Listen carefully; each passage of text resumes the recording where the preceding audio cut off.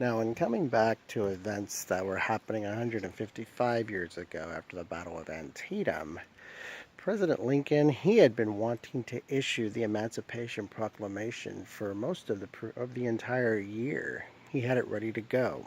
One thing he was lacking, though, was a Union victory.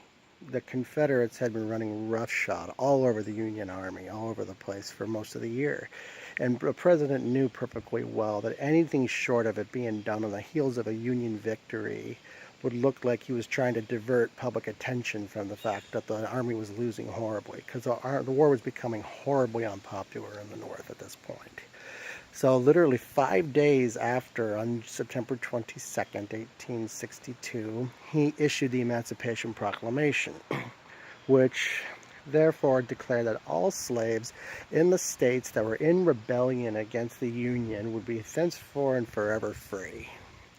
And what this did, legally it didn't do anything, but it changed the moral character of the war.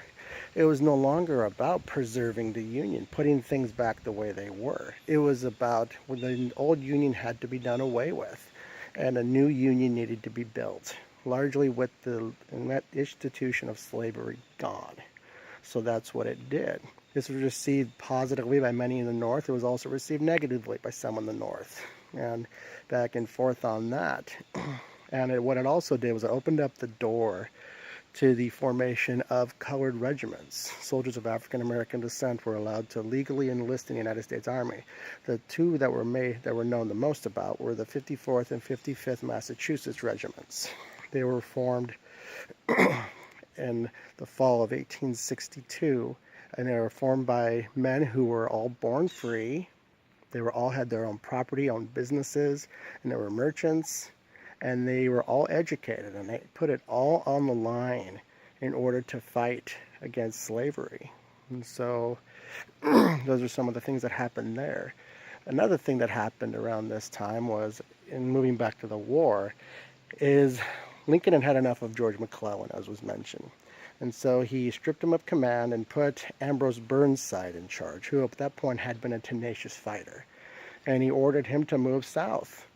And so he took the army and moved it so much further than George McClellan did in just 2 days, heading for the critical juncture between Washington and Richmond, Virginia, of a town called Fredericksburg.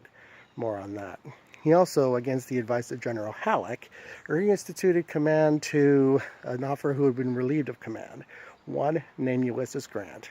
And he said, "I can't spare this man. He fights." And so he ordered him to take the last Confederate port of Vicksburg, Mississippi. More